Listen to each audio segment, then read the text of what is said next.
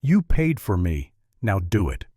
Those were the first words Samuel Blackwood heard from the woman in the wagon. Not a plea for help, not a whispered prayer, a command from someone who had stopped believing rescue was possible. She had 3 minutes to live.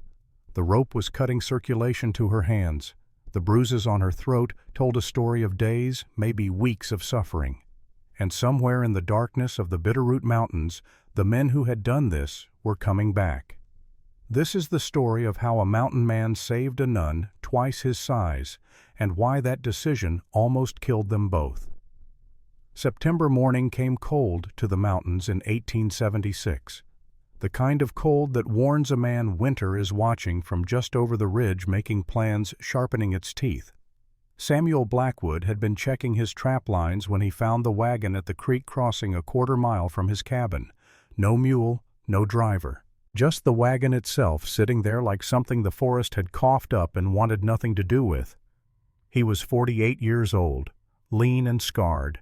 A grizzly had taken 2 fingers from his left hand 7 years back, left a scar down his cheek that pulled his mouth into a permanent half-grimace. He approached the wagon the way a man approaches anything unexpected in the wilderness. Rifle ready, eyes scanning the tree line, breathing measured and quiet. The canvas covering the wagon bed was lashed tight, pulled so taut the fabric looked ready to split. But underneath something moved, barely. A tremor so faint it might have been wind. Except there was no wind that morning. The air hung still and heavy, waiting. Sam cut the ropes with his hunting knife. The canvas fell away. What he saw made him freeze. A woman lay curled in the wagon bed, but not just any woman. She was massive, 6 feet tall, maybe more. Her shoulders were broad as a man's, her arms thick with muscle that showed even through the black fabric of her nun's habit. The white coif was stained the color of old blood. Her wrists and ankles were bound with rope thick enough to tie down cargo. A strip of cloth had been shoved into her mouth as a gag. Her eyes were open, staring at nothing, past the point where fear lives and into whatever comes after. When she finally focused on his face, on his scarred hands cutting through the rope, her lips moved behind the gag. Sam pulled the cloth from her mouth as gently as he could. Her voice came out hoarse and broken.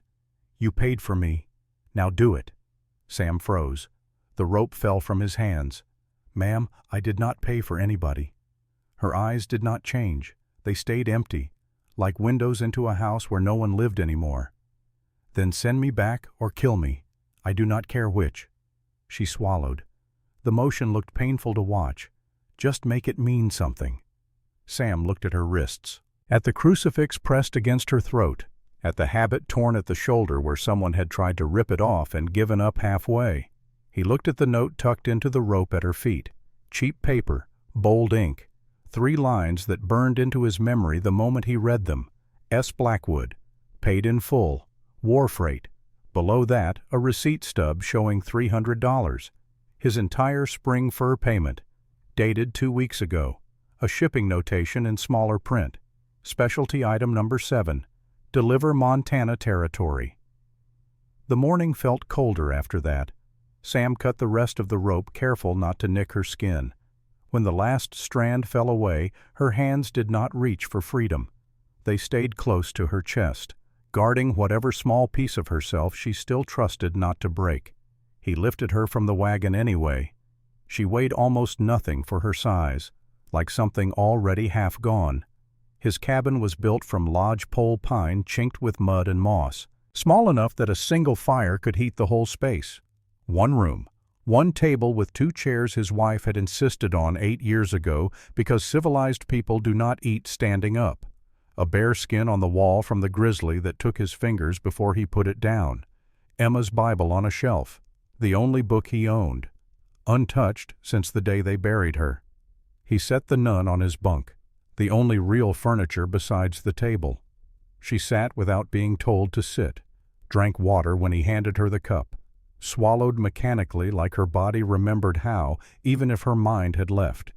He stepped back, gave her space, watched her the way you watch an animal caught in a trap trying to decide if it will run or bite. Her posture was strange, even broken, even hollow. She sat with her back straight. Years of training, he guessed, the kind that becomes reflex. But her hands kept drifting toward the crucifix at her throat and then jerking away, like she wanted to touch it but could not bear to. "How long were you in that wagon?" Silence. 3 days. 4. Her voice cracked when she finally spoke. "I lost count. Where did they take you?" Her eyes met his. The first real emotion he had seen from her surfaced then. Not fear, not grief, rage, everywhere. She told him the rest without prompting, the words coming out like confession, like something she had been holding back so long it hurt to keep inside. 6 nuns and 1 priest traveling from St. Louis to the mission in Helena, ambushed in the mountain pass 4 days ago. Men in masks, but organized, not bandits. Professionals who knew exactly what they were doing and who they were looking for. The priest was shot. She thought he was dead. The nuns were separated. She was picked. The young one, they said. The pretty one. Premium price. 3 days in a freight depot. She would not say what happened there. Then she woke in the wagon yesterday with the note pinned to her habit. They said he had ordered her, paid extra for a specific item. Sam showed her the receipt, his money, his name. He had not ordered anything. He explained slowly, the way you explain things to someone whose mind is still catching up to their body. He sold furs at Fort Benton 3 times a year. Payment came through Crow Freight Company because they handled most of the trade in the territory. Someone had used his account without permission, added a line to his ledger, made him the buyer of record. The realization hit them both at the same time. This was not random. This was targeted. Someone wanted her delivered to him specifically. "Why you?" Her voice barely above a whisper. Sam's jaw went tight. The muscles in his face pulled like rope under strain. "I have history with Crow." He stepped outside to examine the wagon more carefully. She followed, steadier now, finding strength in anger or purpose, or maybe just the need to understand. He checked the wheels, the undercarriage, the driver's seat. Then he found the hidden compartment beneath the bench, a space meant for valuables or documents or things a man wants to keep secret. Inside was a locket, silver, engraved with initials, E.M.B., Emma Marie Blackwood. The locket he had given his wife on their wedding day. Sam's hand started to shake, just once, just enough to make the locket tremble before he closed his fist around it. The nun watched his face change, watched grief turn into something harder. "Who is Emma was?" "Emma was my wife." He talked while he searched the rest of the wagon, his voice flat. The words coming out like stones dropped one at a time into dark water. 7 years ago, Emma was a school teacher at Fort Benton. Smart woman, curious. She noticed things. Girls going missing from the saloons and boarding houses. Young women disappearing and never being found. She started asking questions at the freight depot, found ledgers showing specialty cargo shipments, saw patterns. Numbers that did not make sense unless you understood what was really being shipped. She brought evidence to the sheriff. The sheriff worked for Crow. A week later, Emma was killed by a grizzly on the trail. At least that was what the report said. Body found mauled. Declared an animal attack. Case closed. But Sam knew. There was no grizzly in that area that season. And the tracks around her body were boot prints, covered sloppy, like someone had been in a hurry or did not care if they were found. Emma had been 3 months pregnant when she died. He tried to investigate, got shut down, no proof, everyone too scared to talk. He nearly got hanged for disturbing the peace, so he fled to the mountains and swore he would never let another man's evil touch his life again. And now here I am. Sam looked at her. This woman who asked questions and paid the price. This woman who was like Emma in all the ways that mattered. Yeah, here you are. What will you do with me? He considered that. Considered the options. Considered what Emma would have wanted him to do. Whatever you want. I want to disappear. Cannot do that. Crow knows you are here now. He put you here. This is a message. He held up the locket so she could see. He kept a trophy from my wife's murder. Put it in your wagon so I would know. This is not business. This is personal. He wants me to understand he can reach me anywhere." The nun's face went pale. Understanding settled over her like frost. "Then what?" Long pause. "Morning light coming through the trees now. Gold and cold at the same time. Make you untouchable. Legally." She did not understand at first. He explained it the way Emma had taught him, using small words and plain logic. As purchased cargo, she had no legal standing in the territory, could be reclaimed like property, unless she had a different legal status, unless she became something the law recognized as more than freight. Wife. The word hung between them. Marriage certificate gives you rights, a name, protection. Crow cannot claim the wife of a citizen as cargo. It is a paper shield, nothing more. She stood. The black habit swirled around her legs. She paced the small cabin like something caged, something wild that had been caught and was trying to remember how to be free. "I took vows before God, before witnesses, binding. I know. You are asking me to commit sacrilege. I am asking you to survive." Her anger flared then, hot and sudden, the first real fire he had seen from her. "You do not understand. Those vows are all I have left." Her voice broke. She pressed both hands to her face. "My parents are dead. My sisters are dead. My brothers are dead. The only thing that makes me anything other than another orphan girl is Sister Abigail. Without the vows, who am I?" Sam walked to the shelf. He had not touched Emma's Bible in 7 years. Dust covered the leather binding. He opened it to a page marked with a dried wildflower, pressed flat and brown, but still holding its shape. Emma had loved this story. A woman named Ruth. She left everything, chose a new path, still served God. He held the book so the nun could see. Ruth made a vow to Naomi, broke it when circumstances changed. The Bible is full of people who broke rules to save lives. Rahab, Tamar, even David. The nun stared at the page. Her hands trembled. Ruth was not a nun. No. But she made promises. And when staying would have meant death, she chose life instead. The nun sat down hard, like her legs had given out. She took the Bible from his hands and read the passage. Read it again. Then she bowed her head and began praying the rosary, the beads sliding through her fingers one by one, her lips moving in Latin he could not understand. She prayed all night. Sam made coffee at dawn and set a cup beside her. She did not touch it, just kept praying. Tears running down her face, the rosary beads clicking soft and rhythmic like a heartbeat. When the sun finally broke over the ridge, she set the rosary down. Her hands were shaking, but her voice was steady. "I will do it. You are sure no. But Emma chose you. Maybe God is too." Sam nodded slowly. He understood what that cost her, understood the weight of breaking something holy. "For what it is worth, I will honor it as real. I will not ask more than you are willing to give, even if you are never willing, even then."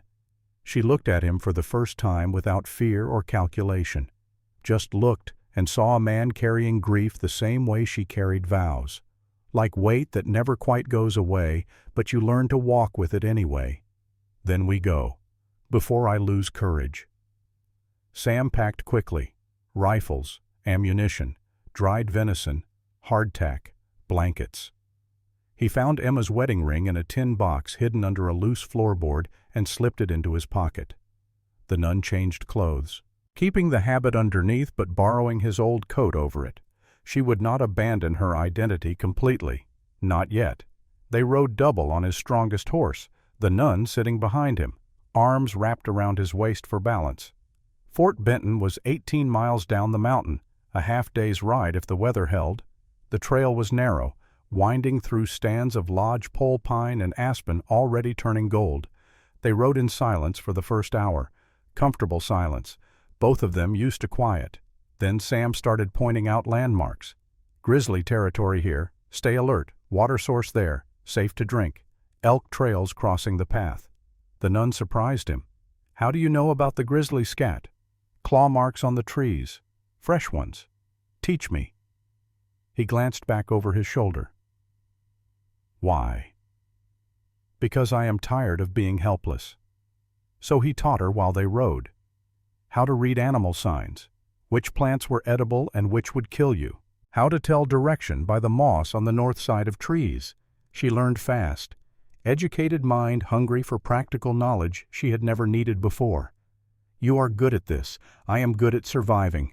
I have had to be. They were an hour from Fort Benton when they heard moaning off the trail. Sam reined the horse and dismounted, rifle ready. The nun stayed mounted but alert. The sound came from a ravine 20 yards into the trees. A man in priest's clothing lay there, blood soaking through the shoulder of his cassock, face pale with fever. The nun gasped. Father Thomas. She slid from the horse and ran to him. Sam followed, scanning the tree line for threats. The priest's eyes flickered open, unfocused and glazed. Sister Grace, you are alive. I am Father. Thank God. I thought they killed everyone. Sam knelt beside them. How did you survive? Left for dead. Crawled. 3 days following wagon tracks. Father Thomas's hand gripped the nun's wrist with surprising strength for a man half dead. Must get to the fort. Send telegram. The church must know. The nun and Sam exchanged a look. If the church knew, if Mother Superior was informed, she would order the nun home immediately, would invalidate any marriage, would leave her vulnerable to Crow's claim. We do not tell him. Not yet. Sam kept his voice low. That is lying to a priest. The nun's jaw set. Something hard entered her eyes. I have already chosen sacrilege. One more sin will not damn me worse. They lifted Father Thomas onto the horse. He drifted in and out of consciousness, muttering prayers and warnings. The fort appeared below them as they descended the final ridge, a cluster of buildings around a stockade wall, smoke rising from chimneys, the sounds of commerce and humanity drifting up the slope. Sam tensed. He had not been to civilization in months, had not wanted to be. Too many memories, too many ghosts. But the nun behind him needed this, needed the paper shield, so he rode down into Fort Benton with his past chewing at his heels and his future uncertain as the weather. They brought Father Thomas to the doctor first, a gruff man named Henderson who took one look at the wound and shook his head. Infected. Needs days of rest, maybe weeks. Father Thomas tried to protest, but Henderson pushed him down onto the cot.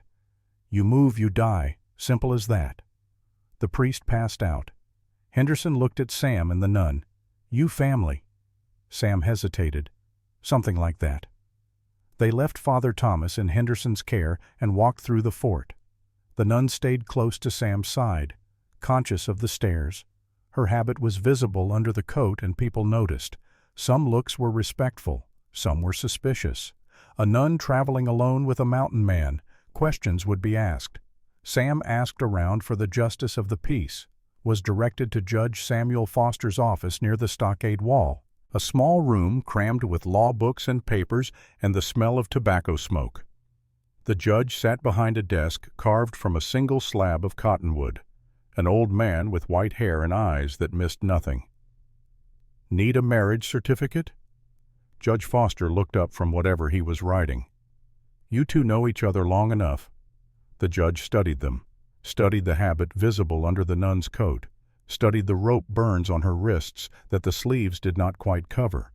You want this sister? She startled. He recognized what she was. Yes, you want it. Or yes, you are being coerced. The nun met his eyes, drew herself up straight, found her voice. Yes, I want to live. Judge Foster leaned back in his chair. It creaked under his weight. I married 47 couples this year. Most of them barely knew each other. This territory is hard on women, especially ones alone. He closed the law book in front of him. I have learned not to judge circumstances. God does that. To the nun directly now, you will regret this. Probably. But you will be alive to regret it. That is the plan. He almost smiled. Almost. Good enough for me. The ceremony happened in the corner of the office. No flowers, no music. Just a law book, a candle, and 2 witnesses pulled in from the street. A freight clerk and Dr. Henderson, who had come looking for payment and agreed to stay for 30 seconds. Judge Foster opened the law book to the marriage statute. Name. The nun's voice came out steady. Sister Grace Ruth Thornton. Just Grace now, miss. She swallowed. Shedding her identity felt like shedding skin. Grace Ruth Thornton. And you, Samuel Blackwood. The judge looked at them both. Do you, Samuel Blackwood, take this woman as your lawful wife? Sam did not hesitate. I do. Do you, Grace Ruth Thornton, take this man as your lawful husband? Long pause. Everyone held their breath. The freight clerk shifted his weight. Dr. Henderson checked his pocket watch. Grace's voice came out barely above a whisper, but it was firm. I do. By the power vested in me by the Montana Territory, I pronounce you married. God have mercy on you both. They signed the certificate. Sam's handwriting was rough but legible. Emma had taught him. Grace's was perfect, educated. The letters flowing like water, the witnesses signed below. Judge Foster applied his seal and handed the paper to Sam. That will be $5. Sam paid. They turned to leave. The door burst open. A man entered with 2 hired guns behind him, well-dressed, clean-shaven, smiling like a man who owned the room and everyone in it. He looked at the certificate in Sam's hand, looked at Grace. The smile never wavered, but something cold passed behind his eyes. Well, this is unexpected. Sam's hand moved toward his knife. The hired guns tensed. William Crow held up one hand, still smiling. No need for that, Mr. Blackwood. I am just here on business. Judge Foster stood. Mr. Crow, this is a legal proceeding, is it? When the bride is stolen property. Crow pulled papers from his coat, unfolded them slowly, deliberately. A bill of sale, a shipping manifest, both showing Sam's account charged $300, both showing specialty cargo delivered to S. Blackwood, Montana Territory. You married her. Clever. But under territorial law, if a purchase was made even fraudulently, the goods must be returned or paid for in full. Crow's smile widened. You married my cargo. That is theft. Sam's voice came out flat and hard. I did not buy her. Prove it. Grace stood. Her voice shook, but she forced it steady. I am not cargo. I am his wife. Crow looked at her. Really looked. Something in his face shifted. Something personal and cruel. You know what my daughter would say if she were still alive? He stepped closer. She would say, nuns are parasites, hiding from the real world behind vows, pretending to be holy when they are just cowards. His voice dropped lower, intimate and venomous. So I am doing you a favor. Welcome to reality. He turned toward the door, paused at the threshold, looked back at Sam. I will give you 24 hours. Return her or I press charges for theft and kidnapping. He paused. And Mr. Blackwood, I put your first wife in the ground. Do not test me. The door closed.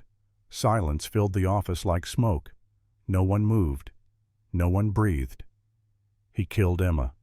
Sam stood frozen, the marriage certificate crumpling in his fist. He just admitted it.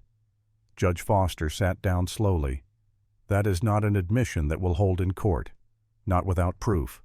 Then what do we do? Sam looked at the certificate, looked at the woman who was now legally his wife, looked at the door Crow had just walked through. We run or we fight. Grace surprised herself with how quickly the words came. We fight. The old judge studied them both.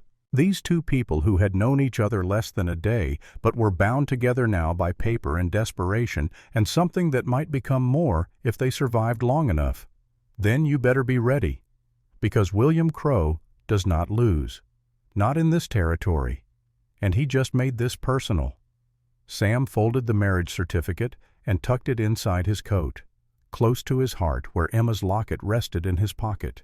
It was already personal, 7 years ago. Outside, the afternoon sun slanted low through the fort. Somewhere beyond the stockade walls, 5 nuns waited in chains, not knowing one of their sisters had just broken her vows to save them all. Somewhere in the mountains, autumn was turning to winter, and the first snow was gathering strength. And somewhere between the law and the lawless, between the sacred and the necessary, Samuel Blackwood and Grace Thornton stood together for the first time as husband and wife, neither knowing if the words would protect them or destroy them, but both knowing there was no going back now. The bargain was struck. The paper was signed. The only question left was whether they would live long enough to decide if it meant anything at all. Night came fast to Fort Benton the way it always does in September when the days are losing their fight against winter. They took a room at Clara Baker's boarding house, 3 stories of weathered timber that leaned slightly to the east like it was tired of standing up straight. Clara herself answered the door when Sam knocked, a woman in her mid-30s with work-worn hands and eyes that had seen too much and trusted too little. Need 2 rooms. Clara looked past him at Grace, took in the habit visible under the borrowed coat, the rope burns on her wrists, the way she stood close to Sam like she was afraid of the space between them. 2 rooms or 1. She is my wife. Clara's eyes narrowed, but she stepped aside. Be careful. Crow has ears everywhere. Grace caught the tone, the fear underneath the words. You are afraid of him.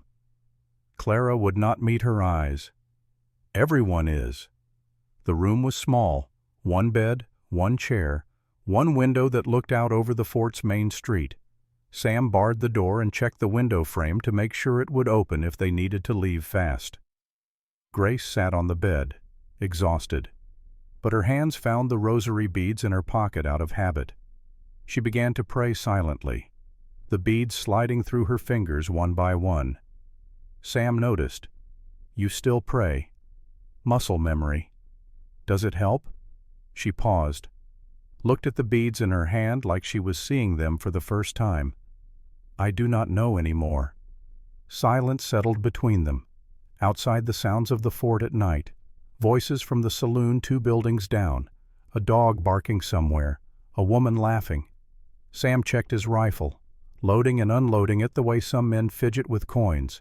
Grace watched him work, methodical and precise, every movement practiced until it was automatic. We need proof. Crow is trafficking, his freight office, ledgers, that is breaking and entering. He looked at her, almost smiled, but not quite. You have moral objections now? This time she did smile, brief and bitter, not anymore. They took turns sleeping. Sam took the first watch, sitting in the chair by the window with his rifle across his knees. Grace lay on the bed fully clothed, the habit twisted around her legs, 1 hand on the crucifix at her throat. She did not sleep so much as collapse into something that looked like sleep but felt like drowning. When she woke 3 hours later, Sam was still in the chair, still watching the street.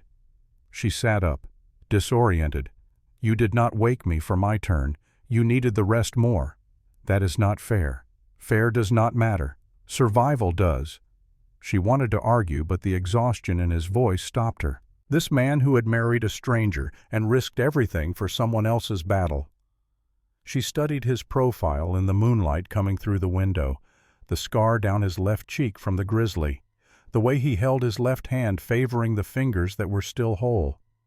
Why did you really do it? Marry me. Long pause. When he finally spoke, his voice was quiet enough that she had to strain to hear. Because letting evil win quiet is how decent men lose themselves.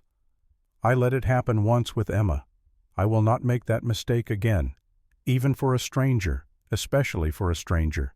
Strangers do not owe me anything, which means when I help them, it is because it is right, not because it is convenient.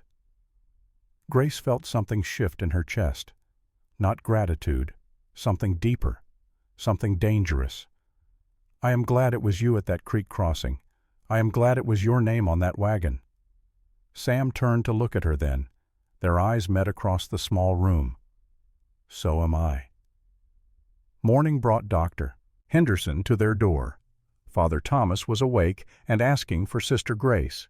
They walked through the fort to Henderson's clinic, a 1-room building that smelled like carbolic acid and old blood. The priest lay on a cot near the window, pale but lucid, his shoulder bandaged thick with cotton and gauze. When he saw the wedding ring on Grace's hand, his face drained of what little color it had. "Sister Grace, what have you done?" She could not meet his eyes. Father Thomas turned his gaze on Sam, and there was nothing gentle in it. "You took advantage. She was vulnerable." Sam's voice came out flat. "She chose. She is not free to choose. She is consecrated to God." The priest tried to sit up. Henderson pushed him back down with one firm hand. "Stay still, or you will tear the stitches." Father Thomas ignored him, his eyes fixed on Grace. "Do you understand what you have done? The vows you made were not suggestions. They were binding before God and the church." Grace's voice came out smaller than she wanted. "Father, I was cargo in a wagon marked with a price. God tests us through suffering. Job was tested. Abraham was tested. Your suffering had purpose. God did not put me in that wagon. Men did." Her voice grew stronger. "Men who are still out there, still taking women, still destroying lives, and you want me to die quietly so I can pass some test?" Father Thomas's expression shifted. Confusion replaced certainty. "I want you to trust in God's plan. I am trying. But maybe God's plan included a mountain man who cut my ropes instead of using them. Maybe God's plan included surviving long enough to stop the men who did this." She stepped closer to the bed. "You were there, Father. You saw them attack. You saw what they did. Can you honestly tell me God wanted that God allows evil so that good men can choose to fight it? Then, that is what I am doing. I am fighting it the only way I know how." Father Thomas fell silent. His eyes moved between Grace and Sam, measuring, calculating, trying to reconcile doctrine with reality. The other nuns. "Where are they?" Grace explained. 5 nuns still missing, probably held by Crow, either at his warehouse or already sold. Every day that passed made finding them harder, made saving them less likely. Father Thomas closed his eyes. His lips moved in silent prayer. When he opened them again, something had changed. Not acceptance, but recognition. "I will help you. But after this is over, you must seek dispensation from your vows through proper channels. Do you understand? If we survive, I will. That is not good enough. It is all I can promise." The priest studied her face, saw the woman she had become in the days since the attack.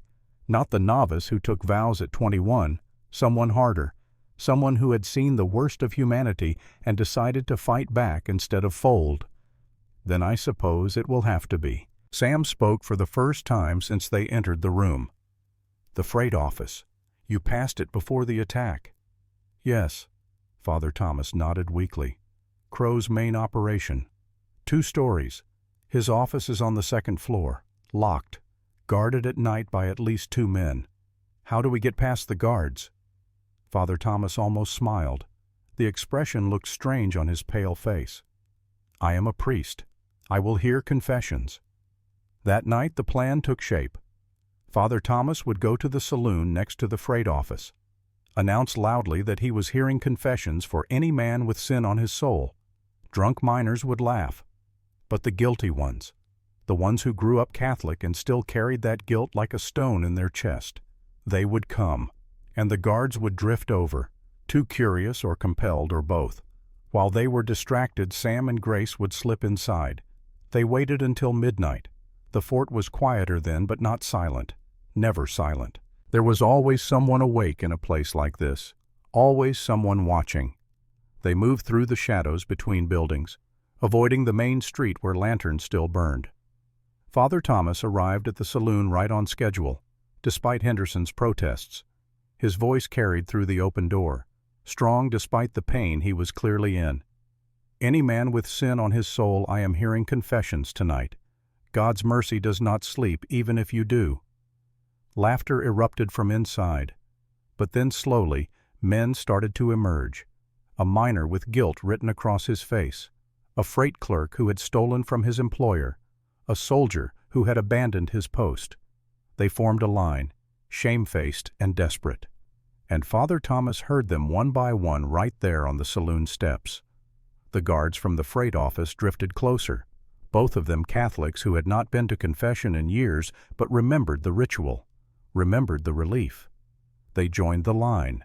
Sam and Grace slipped through the freight office's back door. The lock was simple. Sam picked it with a piece of bent wire and his hunting knife. Techniques he had learned in the army when locks were the difference between eating and starving. The door opened with barely a sound. Inside the office was dark and still. Stairs led to the second floor. They climbed slowly, testing each step for creaks before putting their full weight down. At the top, another locked door. This one took longer. Sam's hands shook slightly as he worked. Whether from nerves or the cold or both, Grace could not tell. The lock clicked. The door swung open. Crow's office was neat. Too neat. Organized like a man who needed control over every detail of his life. A desk sat in the center with papers stacked in precise piles. Shelves lined the walls full of ledgers and files and documents that looked important because they were bound in leather instead of paper. Sam went straight for the desk. Tried the drawers. All locked. He pried open the center drawer with his knife. Wood splintering under the blade. Inside, a single ledger with a lock on the cover. He broke that too. Grace kept watch at the door, her heart hammering so hard she was sure everyone in Fort Benton could hear it. She had never done anything like this. Breaking into buildings, stealing documents. These were not the actions of a sister of mercy. These were the actions of someone who had decided survival mattered more than rules. Got it. Sam opened the ledger. Pages and pages of entries, all in code. Numbers and letters that meant nothing at first glance. But Grace had been educated by nuns who believed knowledge was the only real power women could have. She knew Latin, knew codes, knew patterns. She moved to his side, reading over his shoulder. Item 7. That is me. Her finger traced the line. Her name was not there, just a description. Female, 29, educated, religious order. Purchase price $300. Delivery location S, Blackwood, Montana Territory. Above her entry, 6 more. Items 1 through 6, the other nuns. Below, more entries. 8 women sold the previous month. Destinations listed by initials. Mining camps, lumber operations, railroad construction sites. Sam flipped backward through the pages. Years of entries. Hundreds of women. Each reduced to a line in a ledger. A price and a destination. Then he found it. An entry from 1869. His hands stopped moving. His breath stopped moving. Everything stopped. M. Blackwood. Item 47. Disposed via arranged accident. Payment $500. Proof. Written proof that Emma was murdered. That it was not a grizzly. That Crow had ordered it and someone had paid for it. Grace saw his face. Saw the grief and rage warring there, threatening to spill over into something violent and irreversible. Sam. He did not hear her. His hands gripped the ledger so tight the leather creaked. Sam. She put her hand over his, forced him to look at her. Not now, later. We need to finish this. He nodded. Barely. But enough. He kept turning pages, forcing himself to focus. Near the end of the ledger, a list of names. Not items. Actual names. Buyers. Territorial Judge Millard Crenshaw. Sheriff Thomas Brennan. Fort Commander Colonel David Hayes. A dozen others. Men in positions of power and authority. Men who should have been stopping this instead of profiting from it. Crow's network went all the way to the top. We need to photograph these pages. Grace looked at him like he had lost his mind. Photograph with what? Sam pulled a small metal device from his coat. Smaller than a book. A camera. The kind the Army used for reconnaissance. Learned this during the war. Fast exposure. Good enough for evidence. He worked quickly, photographing page after page by the light of a single candle. The clicking sound felt too loud in the silent office. Any moment the guards would return. Any moment someone would notice. Footsteps on the stairs. Sam froze. Grace's breath caught in her throat. They looked at each other, both calculating distances and options and whether they could jump from the second-floor window without breaking something important. The footsteps reached the landing, paused, then moved past. Continuing up to the third floor. They had seconds, maybe less. Sam photographed the last page, closed the ledger, put it back in the drawer exactly as he had found it. They moved to the window. Outside a narrow alley, a drop of maybe 12 feet onto packed dirt. You first. Grace climbed through the window, hung from the sill, dropped. She hit hard, her ankle twisting under her. Pain shot up her leg, but she bit back the scream. Sam dropped beside her a moment later, landing better, pulling her up.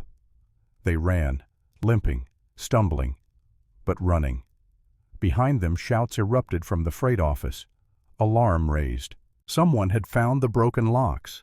They made it back to the boarding house just as lanterns started moving through the fort, men organizing a search. Clara met them at the door, her face white with terror. "They are looking for you."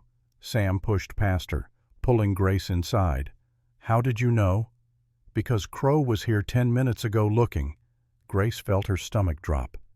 "You told him." Helen's face crumpled. Tears started streaming down her cheeks. "I had to. He has my son."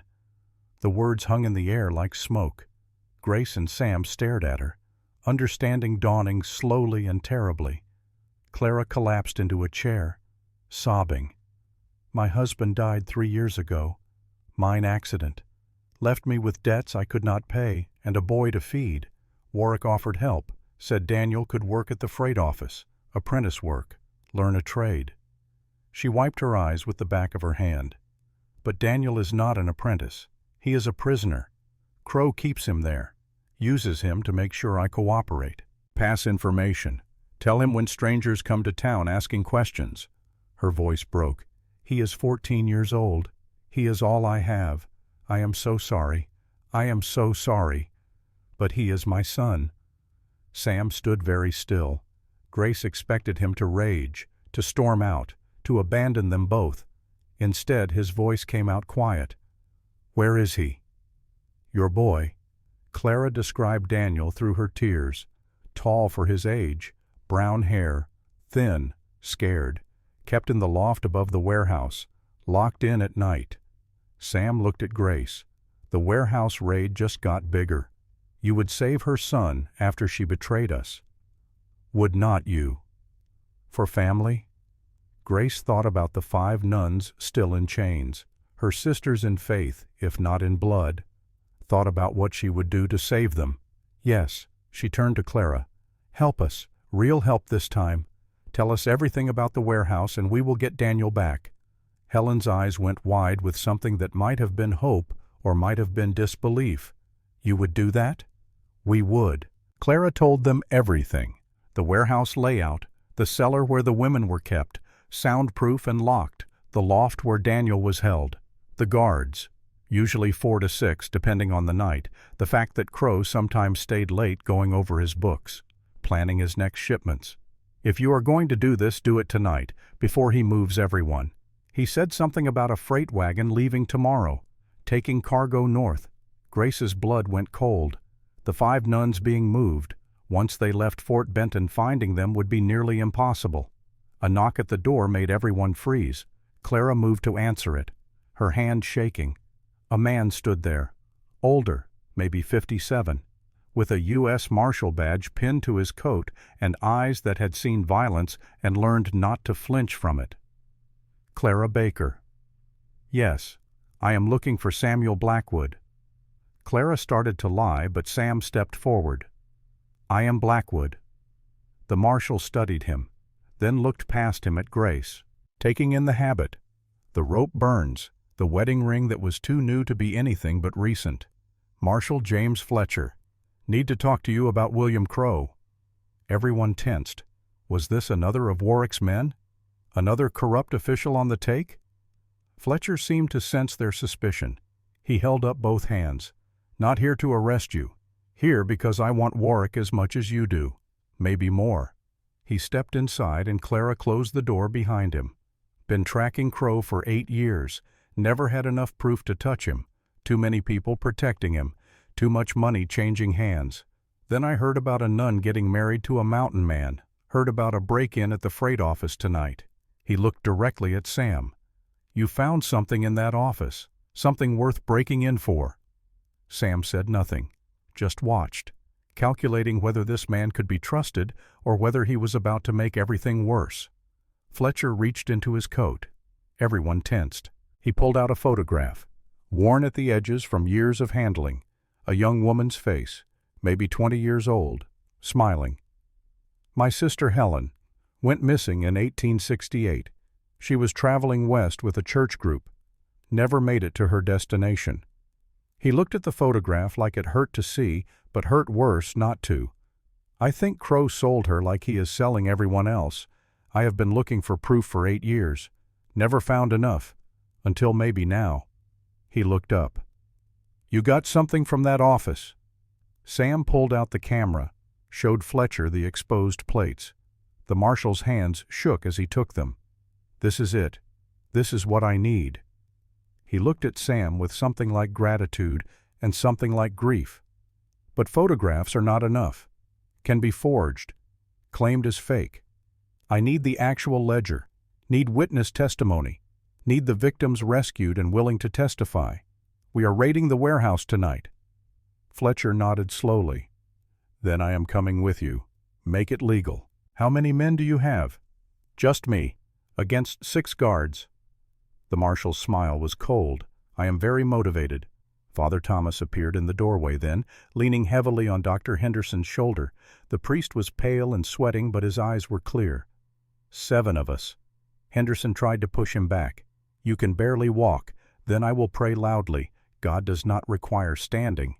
Grace moved to the center of the room. Everyone looked at her. The nun who was not a nun anymore, the cargo that became a wife, the woman who had broken every rule she ever lived by and was about to break more. I have an idea. Use me as bait. Sam started to protest, but she held up her hand. Crow wants me back. Let him think he can have me. I walked to the warehouse. Hands up, surrendering. Draw him and the guards outside. She looked at each of them in turn. While they are distracted, you breach from the back. Free the nuns. Free Daniel. Take the ledger, and we end this. Sam stepped close to her. I do not like it. You married me to protect me. Now let me protect others. If anything happens to you, then you finish it anyway. Their eyes held. Something passed between them that had nothing to do with bargains or paper or convenience, something that felt dangerously close to the thing neither of them was ready to name. Stay visible. I lose sight of you, I am coming in. Deal. Midnight approached. They armed themselves with whatever weapons they could find. Sam had his rifle and a knife. Marshal Fletcher had a shotgun and 2 pistols. Father Thomas had a small derringer that Henderson had given him for self-defense. Clara stayed behind but gave them detailed drawings of the warehouse layout. They moved through the fort like ghosts. The warehouse district was dark and quiet, except for the sound of the river and the occasional creak of buildings settling. Crow's warehouse sat at the edge of the settlement, close to the water where boats could load and unload cargo without too many eyes watching. Grace removed her borrowed coat. Let the habit show fully. She looked like what she was supposed to be. A nun. Someone consecrated and set apart. Someone who should have been safe. She walked to the front door and knocked. A guard opened it. Young, maybe 25. His eyes went wide when he saw her. What the? I am here to see Mr. Crow. Tell him Sister Grace surrendered. The guard stared at her like she had lost her mind. Maybe she had, but she kept her voice steady and her hands visible and waited. He closed the door. Voices inside. Argument. Then the door opened again and William Warwick stood there, calm as a Sunday morning, smiling like he had won something. Sister Grace. Or is it Mrs. Blackwood now? She did not answer, did not move, just stood in the doorway with her hands folded in front of her like she was about to pray. I want to make a deal. I am listening. Let the other nuns go. Keep me. Crow studied her face, looking for the lie, looking for the trap. Why would I do that? Because I am more valuable, educated, young, worth more than 5 traumatized women that nobody wants. His smile widened slightly. You are also married. That complicates things. Annul it. I will sign anything. Just let them go and leave him alone. He did not know about any of this. Crow walked to the window overlooking the warehouse floor below. He gestured for her to follow. She did, keeping her distance, watching his hands. Below, in a cellar cage barely visible from the office window, 5 women in nuns' habits huddled together. Alive, terrified, praying. Grace's breath caught. They were alive. You see them? Your sisters. Yes, they have been praying for you, for salvation. His voice was soft, almost kind. That made it worse somehow. Well, here you are. He turned to face her. But you are too late. He snapped his fingers. Guards appeared from the shadows. Already sold them. Tomorrow morning, freight wagon takes them north to the mining camps. Men there pay premium prices for educated women, teachers for their children during the day, comfort at night. Grace felt the trap close around her. She had walked right into it. You came to save them. You will join them instead. He pulled a gun from his coat, not pointing it at her yet, just holding it. A reminder of who had power here. You cost me a great deal of trouble, sister. Time to pay what you owe. Gunshots erupted from the back of the warehouse. Sam and Marshall Fletcher, breaching the cellar. Crow spun toward the sound, momentarily distracted. Father Thomas burst through the office door, leaning on Henderson, his wounded shoulder bleeding through the bandage. He raised one hand like he was giving a blessing, in nomine Patris. Crow shot him. The bullet hit Father Thomas's leg, spinning him sideways. He went down hard. Henderson shouted. Grace screamed and launched herself at Warwick. They grappled. She was smaller, weaker, but rage gave her strength she did not know she had. The gun fell from his hands. They stumbled toward the railing overlooking the warehouse floor. 2 stories down, Sam fighting guards below, the sound of keys and locks, women's voices crying out. Warwick shoved her toward the railing. She grabbed his coat, pulled him with her. For one frozen moment they balanced on the edge together. Then physics decided. They fell. The world spun. Grace saw the ceiling, the floor, Sam's face looking up in horror.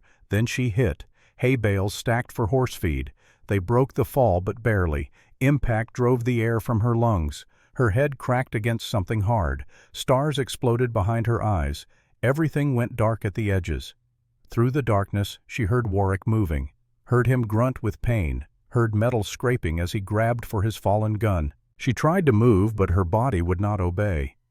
Crow stood over her, bleeding from a gash on his forehead, limping, but functional.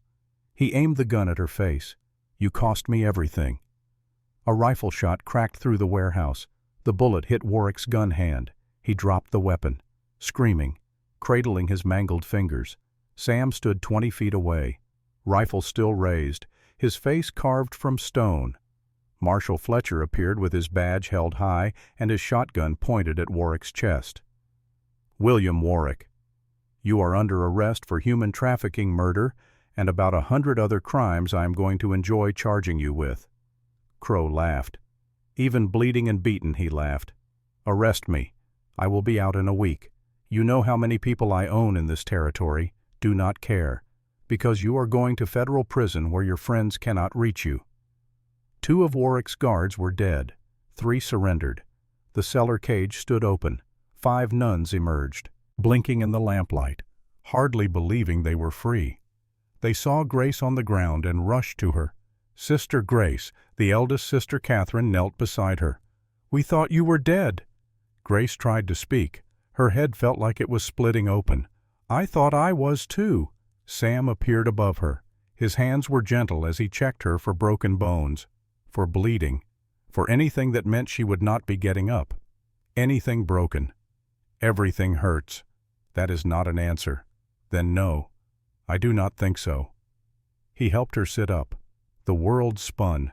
She leaned against him and let herself be weak for just a moment. Let herself be held by someone who had risked everything and asked for nothing. We did it. They are safe. His arms tightened around her. Yeah, safe.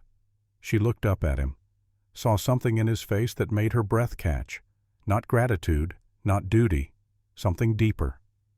In the loft above they found Daniel Baker, 14 years old, thin and scared but alive. Marshall Fletcher carried him down and Clara burst into the warehouse.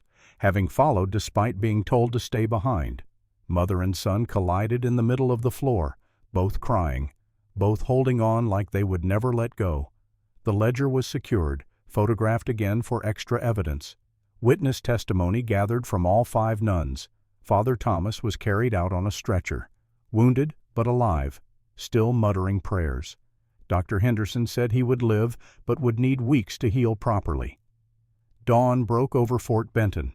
Marshal Fletcher loaded Warwick into a reinforced wagon, hands and feet shackled, surrounded by deputies Fletcher had telegraphed for. The man who had terrorized the territory for years was finally caught, finally stopped. Father Thomas, despite his injuries, asked to speak with Sam and Grace before the marshal took him to testify.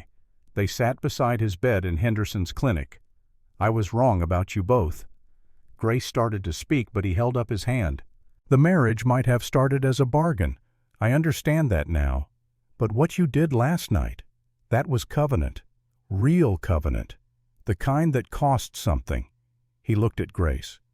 "I will write to Mother Superior, explain the circumstances, recommend full dispensation from your vows.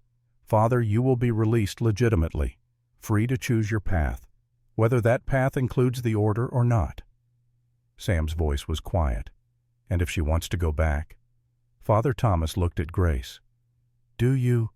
She opened her mouth to answer, closed it, opened it again. The words would not come because she did not know what the words should be.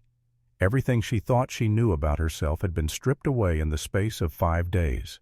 The vows that defined her, the identity she clung to, the certainty that being Sister Grace meant something. All of it was gone, and what was left was just her, just Grace. A woman who had broken sacred promises and saved lives and fallen from a second-story window and somehow survived all of it. "I do not know." Father Thomas nodded like that was the answer he expected. "Then you have time to decide. The church is patient, and God, I think, is more patient still." Marshal Fletcher appeared in the doorway. "Time to go. Trial is set in Denver, 2 months. You will both need to testify." He looked at Sam and Grace. "You did good work here. Dangerous work, stupid work if I am being honest, but good." He tipped his hat. "I will make sure Warwick hangs. That is a promise." The wagon rolled out with Warwick shackled inside, screaming threats that nobody listened to anymore. The 5 rescued nuns were placed in Clara's care until the church could send an escort. Daniel stayed close to his mother, still afraid to let her out of his sight. And Sam and Grace stood together in the morning light, exhausted and battered and alive, bound together by choices neither of them had planned and vows that meant more than the paper they were written on. But here is what they did not know, what nobody knew. Crow had 3 men, his most loyal, still free, still watching, and they were following the prison wagon even now, with tools, with weapons, with a plan to free their boss before he ever reached Denver. Marshal Fletcher would not make it to the trial, and William Crow would come back for revenge. 3 weeks passed. Father Thomas healed slowly. Writing his letter to the church, the rescued nuns recovered, telling their stories to anyone who would listen. Helen's boarding house became a temporary sanctuary, full of women learning to be free again. Word came from Denver that the trial preparations were underway, that Crow's men were being rounded up one by one, but Sam and Grace barely spoke to each other. Separate rooms, polite distance. Both of them afraid to name what had changed between them in that warehouse when she fell and he caught her, when she risked everything and he followed without question. The autumn cold deepened. The first snow threatened the mountains, and still they did not speak about what came next, about whether the marriage was still just paper or whether somewhere between the creek crossing and the warehouse floor it had become something neither of them knew how to escape. It was Grace who finally broke the silence. They were sitting in Clara's kitchen. Evening. The other women had retired. Clara was upstairs with Daniel. Just the 2 of them at the table with cold coffee and the weight of everything unsaid pressing down like the sky before a storm. "We cannot stay here." Grace's voice was quiet but firm. Sam looked up from the rifle he was cleaning. always cleaning, like if his hands stayed busy, his mind could stay quiet. I know. Crow has friends. The trial is 2 months away. If we stay, we are targets. She was right. He knew she was right. Every day they spent in Fort Benton was another day for Warwick's remaining men to find them, to finish what their boss had started. The mountains, my cabin. Grace met his eyes across the table. How long? 2 months. Maybe 3 if the snow comes early. She understood what he was not saying. 2 months alone in a one-room cabin. No chaperone, no witnesses, no way to pretend this marriage was still just ink on paper. Will we be safe there? Safe as anywhere. More so. I know every trail, every hiding spot, and winter makes the pass almost impossible. Nobody coming up there until spring thaw. Grace's hands twisted in her lap. The rosary beads were gone now, packed away with her habit.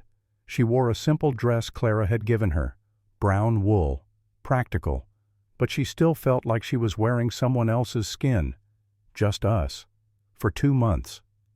Sam set down the rifle. His hands were steady, but his voice was not. If you want different, if you want to go back to the church, to wait somewhere else, I can arrange it. Grace looked at him, really looked, saw the scar on his cheek, the missing fingers, the way he held himself like a man who had learned not to hope for things because hoping hurt too much when those things were taken away. Do you want me to go? The question hung between them. Sam's jaw worked. When he finally spoke, his voice was rough. No, but I want you to choose. Really choose. Not because you are scared or because you owe me or because you have nowhere else to go. He leaned forward. I want you to choose because you want to be there. With me. Even if it is just for 2 months. Even if after the trial you decide this was all temporary. Grace felt something in her chest crack open. Not break. Open. Like a door she had kept locked for so long she forgot it could move. I choose you. I chose you in that warehouse when I could have run. I am choosing you now. She reached across the table, took his hand, the one with the missing fingers. Take me home, Sam. They left before dawn, quiet, telling only Clara and Father Thomas where they were going. The priest blessed them. Not the marriage, not yet, but them. 2 people trying to find their way in the dark. The journey took all day, 18 miles through terrain that got rougher the higher they climbed. Grace rode behind Sam, arms around his waist, and this time the closeness did not feel awkward. It felt right. He taught her things as they rode, how to read the sky for coming weather, which berries were safe and which would kill you in hours, the difference between a deer trail and a bear path. She learned fast, asked good questions, and Sam found himself talking more than he had in 7 years, found himself wanting to share everything he knew, because the way she listened made him feel like maybe his life in these mountains meant something after all. They reached the cabin as the sun was setting. Grace slid off the horse and looked at it. Really looked. 1 room, smaller than she remembered. The door was low. She would have to duck to get through it. Sam saw her hesitate. It is not much. It is enough. She tried the door, got stuck halfway through, just like last time. Sam had forgotten. He bit his lip to keep from laughing. Do not, what, do not laugh. Too late. The sound came out of him, rough and unpracticed, but real. Grace started laughing too, and then they were both standing there in the doorway, her stuck, him wheezing, laughing until tears came and the weight they had been carrying for weeks felt just a little bit lighter. Sam widened the doorframe the next morning, made it tall enough for Grace to walk through without bending. It was the first of many small changes. He built a second chair, expanded the table, made the bed wider because Grace was not small and his old bunk was built for 1. They fell into a rhythm those first days. Sam hunted and checked traps. Grace cooked and mended and learned to cure meat. They worked side by side. Comfortable silence broken by occasional questions or observations. Learning each other's patterns. The way Sam always checked the door twice before bed. The way Grace still prayed every morning but now out loud instead of in whispers. At night they slept in the same bed, because there was only 1 bed and the floor was cold, and neither of them wanted to admit how much they needed the warmth of another person after so long alone. The first night Sam stayed on his side. Grace stayed on hers, a careful foot of space between them. By the third night that space had closed. Sam's arm around her waist, Grace's head on his chest, still clothed, still cautious, but closer. On the seventh night Grace spoke into the darkness. 7 years. You really had no one. Sam's chest rose and fell beneath her cheek. Emma was the only one. We married when she was 23. I was 40. We had 8 months. Then she was gone. I have not been with anyone since. Silence. Not at all. Not at all. Grace's hand found his, their fingers laced together. I have never been with anyone. Obviously, we are quite a pair. She turned her head to look at him. Moonlight coming through the window made his face all shadows and edges. If we survive the trial, if we stay married, I do not want it to be just paper anymore. Sam's hand tightened on hers. Neither do I. But I do not know how. Not really. Emma and I, we never figured it out. She never said if she liked it or if I was doing it wrong. I think I hurt her, and she was too kind to tell me. Grace sat up, looked down at him. Then I will tell you. What works, what does not. We will learn together. Are you sure?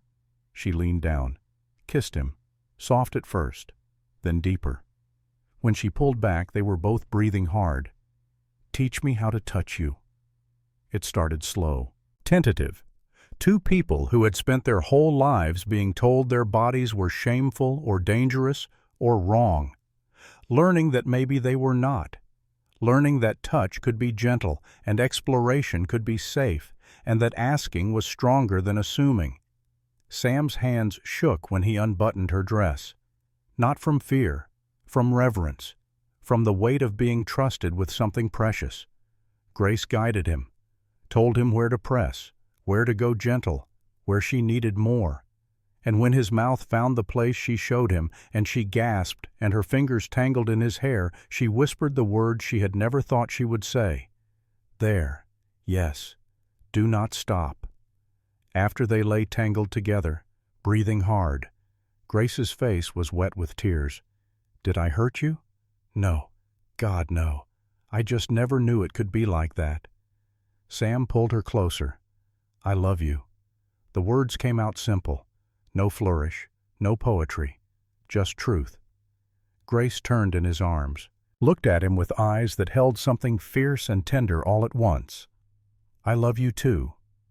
They had 2 weeks of something close to perfect, learning each other's bodies, learning how to talk without words. Grace discovered she liked being strong, liked that Sam did not flinch when she pinned him down or held him too tight, liked that he asked her to show him what she needed and then did it until she shattered. Sam discovered that making Grace come undone was better than anything he had ever experienced in his life, that her pleasure was his pleasure, that vulnerability was not weakness, that love could be loud and fierce and messy and still be holy. But they did not know that Marshal Fletcher's wagon had never made it to Denver, that 3 men had ambushed it in a canyon pass, that they had killed Fletcher and his deputies, that they had freed William Crowe and armed him and pointed him north toward Montana, toward revenge. The attack came at 2 in the morning. Grace woke to the smell of smoke. Sam was already moving, rifle in hand, checking the window. Fire arrows, 3 of them, embedded in the roof, flames spreading fast. Crowe's voice carried through the night, raw with rage. Blackwood, send out the nun. Sam moved to the window, saw shapes in the darkness. 4 men, maybe more. Go to hell. You took everything from me. My business, my reputation, my freedom. Crowe's laugh was ugly. I took your wife first. Now wife for wife. Gunfire erupted. Bullets punched through the walls. Sam returned fire. Grace loaded weapons and passed them to him. The cabin filled with smoke. The roof was burning. They had minutes before the whole structure became an inferno. Back door, now. Sam grabbed her hand. They ran down through the small storage room, out into the night. Just as the front wall collapsed inward in a shower of sparks, shots rang out. 2 of Warwick's men blocked the path. Sam fired without aiming.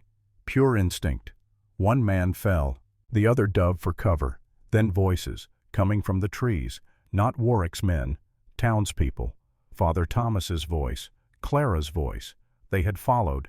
Somehow they had known. Federal law. Drop your weapons. But it was not Fletcher's voice. The marshal was dead. This was someone else, a deputy, young, scared, but holding the badge high. Warwick's men scattered. Some surrendered. Some ran into the darkness where the cold and the mountains would likely finish them. But Warwick himself ran toward the river. Sam saw him go, saw the man who killed Emma, who tried to kill Grace, who had taken everything and felt nothing. He ran after him. Grace followed, could not help it, could not let him face this alone. The riverbank was dark, cold, the sound of water over rocks. Crow stood at the edge, trapped between the river and the hunters. He had a gun, but his hand was still bandaged from the warehouse. The weapon shook. Sam raised his rifle, aimed center mass. His finger found the trigger. 7 years of grief and rage given flesh. 7 years of wanting this moment. Shoot me. Make me a martyr. Give me the easy way out. Warwick leaned forward, inviting the bullet. Or let me go. Spend the rest of your life wondering when I will come back, when I will take from you again. He smiled through blood and pain. Because I will. I always do. Sam's hand trembled. Everything in him screamed to pull the trigger, to end this, to make it right. Grace's voice came from behind him. Sam. He did not turn, could not turn.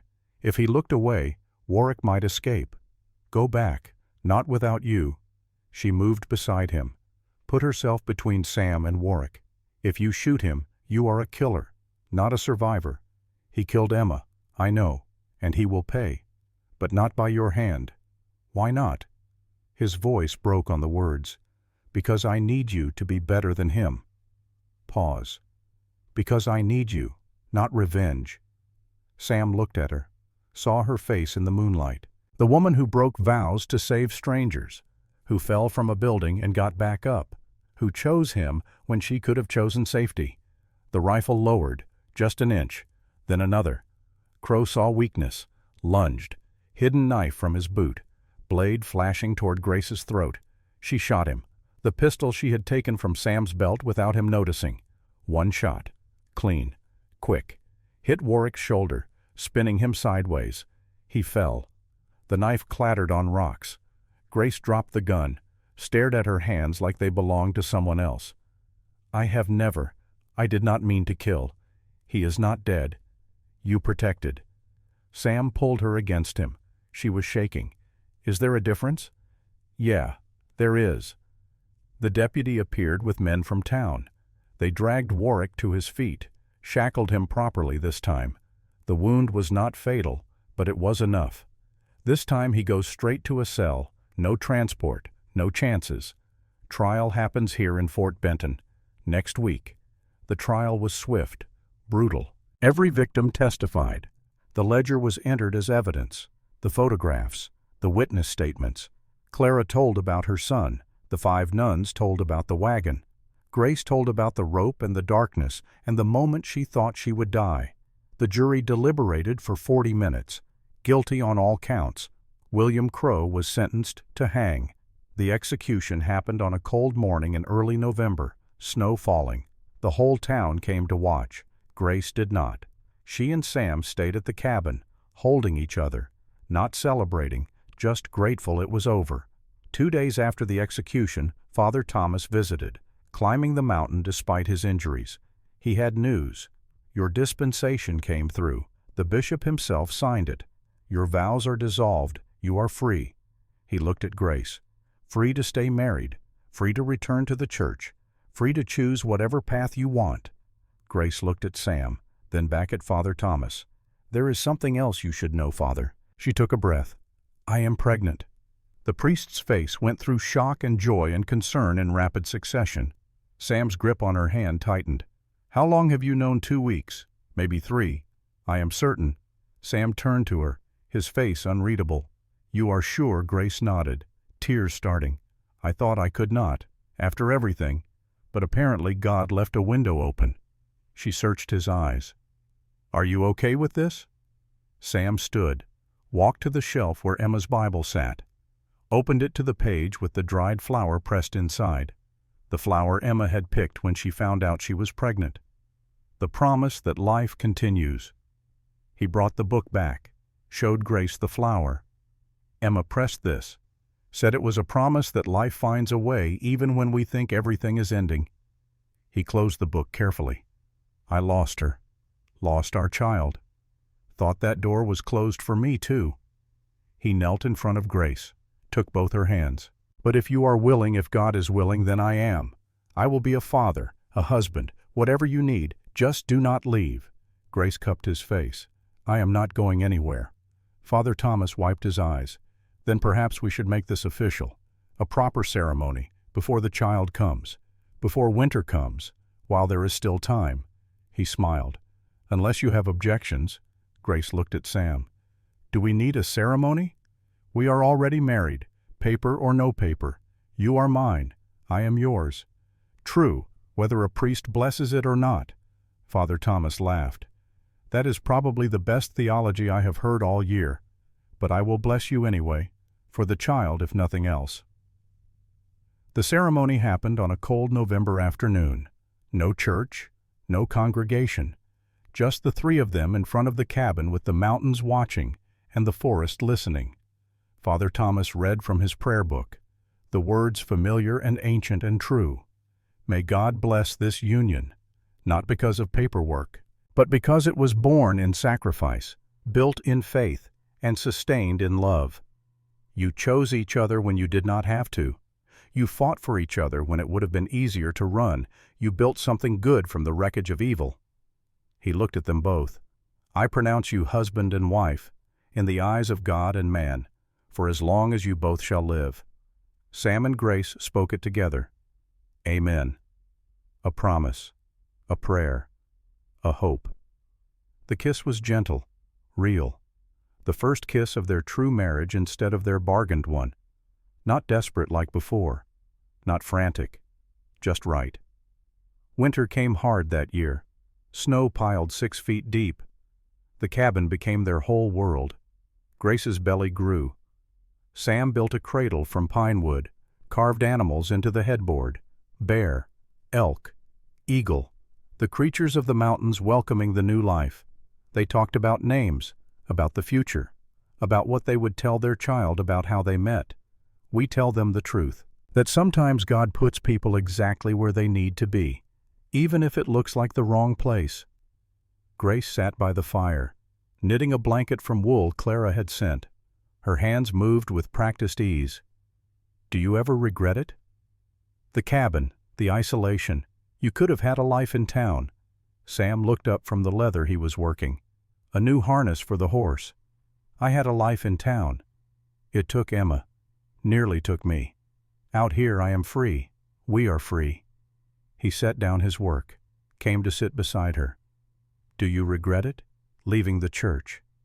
Grace considered the question. Really considered it. I regret the women we could not save. I regret that it took so much pain to get here. But the church? She shook her head. I think I was hiding, using the vows as a shield. Out here I cannot hide. I have to be myself. And for the first time in my life, that is enough. Spring came slowly. The snow melted. The pass opened. And on a warm April morning, Grace went into labor. It lasted 18 hours. Hard and brutal and terrifying. Sam stayed with her the whole time, holding her hand, wiping her face, feeling completely useless and absolutely necessary all at once. When the baby finally came red-faced and screaming, Sam caught her in his hands and started crying. He had not cried when Emma died, had not cried when he found the wagon, had not cried through any of it. But he cried now. A girl. They named her Emma Ruth, after the 2 women who made her possible. The years that followed were not easy. The cabin was too small. Money was tight. Some winters they barely scraped by. But they were together, and that was enough. Sam taught Emma to hunt when she was old enough to hold a rifle. Grace taught her to read from the Bible and from Emma's old books. They had 2 more children, Sarah, then Samuel Jr. The cabin expanded, a second room, a loft for the children, and Grace started taking in women, one at a time at first. Women running from bad marriages or bad men or just bad luck. She gave them shelter, taught them skills, helped them find their footing. Word spread, more women came. Sam built a bunkhouse, then another. The settlement grew. They called it Emma's Refuge, a place for those running from men who thought women were property, a place where the law could not quite reach, but justice still mattered. The children of the refuge needed education. Grace started teaching, first in the cabin, then in a larger building Sam constructed. The school grew. Other families in the area sent their children, and what started as one woman helping a few became something bigger. 30 years passed like water over stones, steady and sure and changing everything slowly. Fort Benton, Montana. September 1907. The new school building stood 3 stories tall, built from stone and timber, solid, permanent. Above the front door, carved letters read, Emma Blackwood Memorial School. Below that, founded 1877 by Samuel and Grace Blackwood. Sam was 78 now, hair white, back bent, but his eyes were still sharp. Grace was 59, her hair shot through with silver. She still stood 6 feet 1 inches, still strong. 3 adult children stood with them. Sarah, a teacher at the school. Emma Jr., a nurse. Samuel Jr., a deputy marshal. 9 grandchildren ran around the crowd, laughing, playing, alive, among the crowd faces from the past. Daniel Baker, now a schoolteacher himself, gray at the temples, but still bearing that quiet strength his mother Clara had passed to him before she died 5 winters back. Sister Catherine, elderly now, but present, having traveled from Helena to witness what her sister in faith had built. Father Thomas had passed 3 years prior, but his letter recommending Grace's dispensation hung framed in the school's front hall, a reminder that sometimes the church's greatest gift is knowing when to let go. The mayor gave a speech about legacy, about how 2 people had started something small 30 years ago, a refuge for women in need, a school for children with nowhere else to go, and how that small thing had grown into something that changed the territory. 500 students taught, 200 women saved, countless lives touched. After the ceremony, Sam and Grace sat on the porch of the original cabin, preserved now as a historic site, a reminder of where it all began. We did something good. Grace's voice was soft. We did. Sam took her hand, the one with Emma's ring, too small at first but worn smooth now by 3 decades of work and love. Do you think Emma would be proud? I think she is laughing, because it took me 7 years to figure out what she was trying to tell me all along. What was that? That love is not replacement, it is addition. She would want me happy, want you happy, want this. He gestured to the school, the children, the family. Grace leaned against him, fitting into the curve of his body like she had been made for that exact space. I was cargo in a wagon once, and now you run a school that has educated 500 children. You were dead inside once, and now I am a grandfather 9 times over. They sat in comfortable silence, the sun setting over the Bitterroot Mountains, touching the snow with gold, turning the whole world bright and new. One of the grandchildren ran up, a girl of 7 with Grace's eyes and Sam's stubborn chin. Grandmother, tell us the story again, about the wagon. Grace smiled. Which part? The part where you fell from the building and grandfather saved you. He did save me, but I saved him too. She pulled the girl onto her lap. That is the important part to remember. Sometimes the person who rescues you is also the person you rescue. Sometimes being strong means being brave enough to be weak. And sometimes the best things in life come from the worst circumstances. The girl considered this with the seriousness only children can muster. Like you and grandfather. Exactly like that. Sam watched his wife with their granddaughter and felt something settle in his chest. Peace. After all these years, after all the pain and loss and fighting, peace. Grace looked at him over the child's head, smiled, the same smile she had given him 30 years ago when she chose to stay, when she chose him, when she chose life, ready to go inside. In a minute. I want to remember this. Remember what? That life finds a way, even when we think it cannot, even when we think we have lost everything. She looked at the school, the family, the legacy they built from nothing. Life finds a way. Sam kissed the top of her head. It does. The sun set fully. Stars began to appear. Inside the cabin, someone lit a lamp. Warm light spilled out onto the porch. The grandchildren called for them to come in. Dinner was ready. Sam stood, offered Grace his hand. She took it. Together they walked inside. Two people who had been broken and lost and afraid, who found each other in the darkness, who built something good from the worst kind of evil. Behind them the mountains stood watch, silent and eternal, and the school that bore Emma's name settled into the night, ready to open its doors again tomorrow to children who needed hope, who needed to learn that sometimes rescue comes from the most unexpected places, that sometimes the person you least expect becomes the person you need most, that sometimes being cargo in a wagon is just the beginning of a story, not the end, and that love, real love, the kind that costs something and builds something and lasts through decades and hardship and joy, that kind of love is always worth fighting for, always worth choosing, always worth the fall.